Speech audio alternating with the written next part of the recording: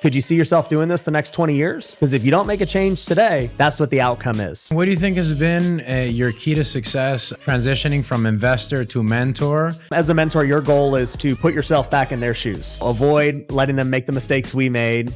And sometimes we forget kind of like what it was like when we were there. If you can name like 2 to 3 basic skills that a new entrepreneur needs to have. Yeah, I would say the first skill is sales. Number 2 would just be learning to accept failure. If you just keep moving forward, you keep making progress.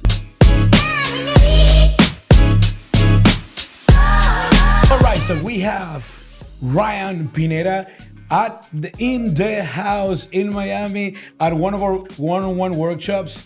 Ryan is our mentor. He's one of the persons that have inspired us for over 5 years to make this happen, to grow our business, to grow our mindset, and to become one of the persons that we are right now. So thank you very much, my friend, to be here. Yeah, thanks for having me. Really appreciate it.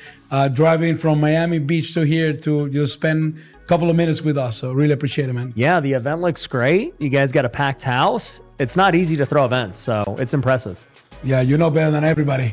Yeah. How hard it is to throw events. So. Well, not even just throwing the event, filling the event, getting enough people, putting on a good show. Like, it takes a lot of work. So kudos to you guys. So Ryan, what do you think has been your key to success as now transitioning from investor to mentor? And what is the main thing you see in successful students?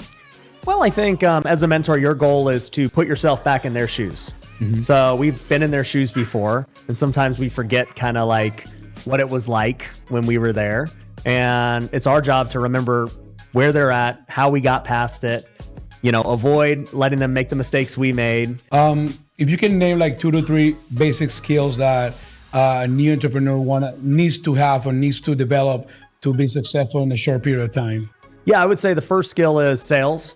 I mean, if you can't sell, then no money comes in. So especially in real estate, all we do is sell. We negotiate deals, we sell the properties, we got to learn to sell. That would be number 1. And then I would say number 2 would just be learning to accept failure. So a lot of people are so scared to fail when in reality, failure is a good thing. It's like, I'm going to make offers on so many properties that I don't get accepted.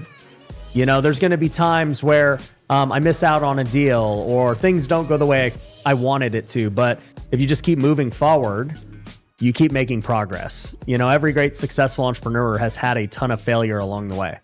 So fear. I think fear is what holds back most people from starting off their journey. So if you could give any piece of advice to the audience that's listening to us that they want to start, but they haven't taken that first step, what would it be? Well, the way you get over fear is either one of 2 ways. You either start thinking about like you get enough pain where you're forced to take action, or you see, the reward and you're like, okay, I really want to get that. And unfortunately, most people have to feel the pain.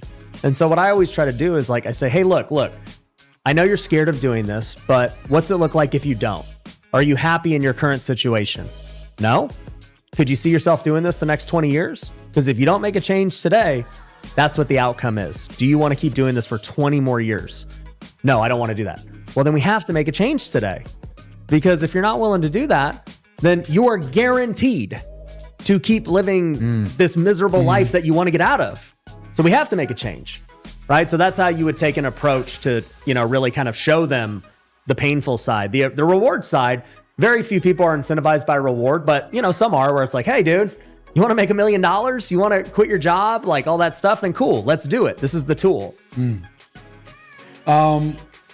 What does come first, skills or mindset? Mindset. Yeah, I used to always teach skills right off the bat. And then I realized that people didn't do anything with them. Because if they didn't first believe in themselves, or even the thing we're doing, if we're saying real estate investing is the key, but they didn't believe it, it doesn't matter if I teach them how to find a deal, how to fund the deal, how to get the contract. It doesn't matter because they don't believe in the actual thing itself or themselves. So you always got to attack mindset first. Okay.